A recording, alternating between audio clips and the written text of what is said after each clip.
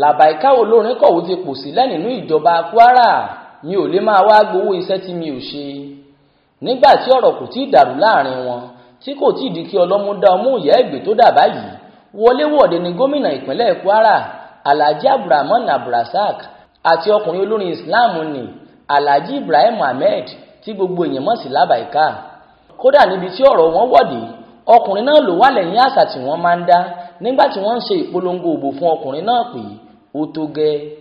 Ó jọ pé gbogbo akitiyan rẹ̀ lórí kí gómìnà lè rọ́wọ́ mú lásìkò ìbò tó gbé ọkùnrin náà wọlé gẹ́gẹ́ bí gómìnà ní ọkùnrin yìí ròpọ̀ tó fi yàn sípò olùdámọ̀ràn pàtàkì lórí ohun tó jẹ mọ́ ọ̀rọ̀ àwọn olórin àti òṣèré. Ṣùgbọ́n ọkùnrin náà ti kọ̀wé fipò rẹ̀ sílẹ̀ báyìí o, ó lóun kò ṣe mọ́. Nínú lẹ́tà kan tó kọ síjọba lórí ọ̀rọ̀ náà lọ́jọ́ 12 oṣù yìí ló ti sọ pé lẹ́yìn ìgbà tí mo ti di ipò yìí mú fún bí odidi ọdún kan, mo ń fi àsìkò yìí kọ ìwé fipò náà sílẹ̀. Ohun tó jẹ́ kí n gbà láti gba ipò yìí lọ́jọ́ 6 oṣù kìíní ọdún 2023 ni pé mo rò pé ìpè láti sin àwọn èèyàn mi àti àǹfààní láti lo ẹ̀bùn tí Ọlọ́run fún mi ni.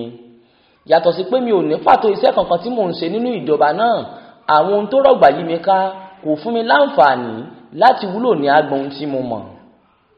Níwọ̀n ìgbà tó jẹ́ pé ìgbàgbọ́ tí àwọn èèyàn ní nínú mi lè fi yàn mí sípò, mi ò ní ba ìgbẹ́kẹ̀lé àwọn èèyàn náà jẹ́ nípa gbígba owó oṣù láìsọ ohunkóhun.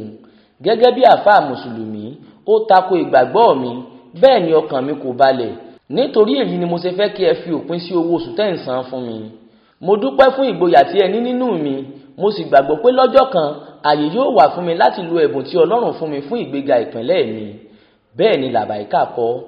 Ọ̀kan nínú àwọn olórin ẹ̀sìn Islam tó morin kọ tó sì tún ní ohùn tó dùn dáadáa ni Alhaji Labaeka ṣe. Jọkẹ́ Àmọ̀rí ló ṣàkójọpọ̀ ìròyìn fún iléeṣẹ́ tẹlifíṣàn Aláròyé online. Ismail Adéyọ̀ ló kà á sétígbọ̀ọ́ yín.